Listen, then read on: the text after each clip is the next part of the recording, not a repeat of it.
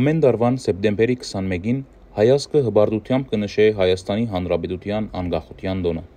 Արդարև գիրագի 21 սեպտեմբեր 2025-ին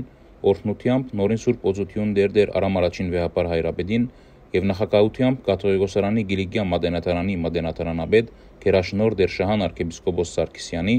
Անտիլիասի Մայրավանքի Սուրբ Գրիգոր Լուսավորիչ Մայր տաճարին մեջ մատուցված Սուրբ Եվանմահ պատարագի ընթացքին կատարվեցավ հանրապետական մաղթանք և Երագույն Տրոշի օրհնություն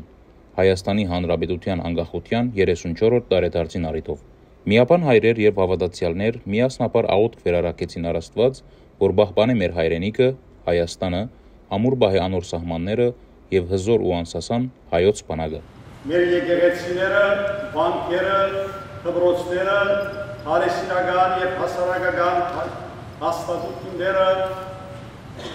առաջդիմությամբ և սրբությամբ պահպանեն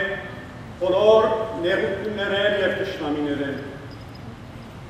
Օրհնե ինչ-որ բարիեղոն մանավանդ անուններուն առաջինը Հայաստան անունը։ Գոհապանական աղոթքեն ետք պատարագիչ Հայր Սուրբը հոգեշնորհ Տեր Դավիթ Աբեղա Ասայան ընթերցեց Արամ Արաչին վեհապար Կաթողիկոսին հայրապետական պատգամը անկախության տոնին առիթով։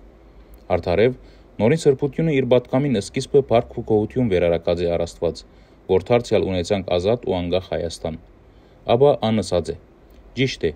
այսօր Հայաստանը գտիմակրավե դակնապներ ու մարտահրավերներ, ներքին թե արտաքին։ Ճիշտ է,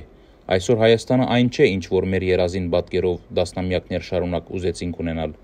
սակայն նույն երազը ու իդեալը պետք է պահել արձարծ։ Վայ այն ժողովրդին, որ չունի երազ ու իդեալ և զայն իրագործելու հավատք, կամք ու հույս։ Վեհապար Հայրապետը մեր ժողովրդի զավակներուն ուշադրությունը հրավիրած է անկախության պատգամին, նշելով, թե անկախության տոնի նշումը տոնակատարութենե անտին պետք է դառնա հրավեր, ամուր ու կանգուն պահելու մեր հայրենիքը, հերու ամեն տեսակ ներքին բևեռացումները ու ուսկայնությունները։ Շարունակելով իր պատգամը Հայրապետը շեշտած է. Հայաստանի անկախության նշումը պատգամ մնե ողջ հայության,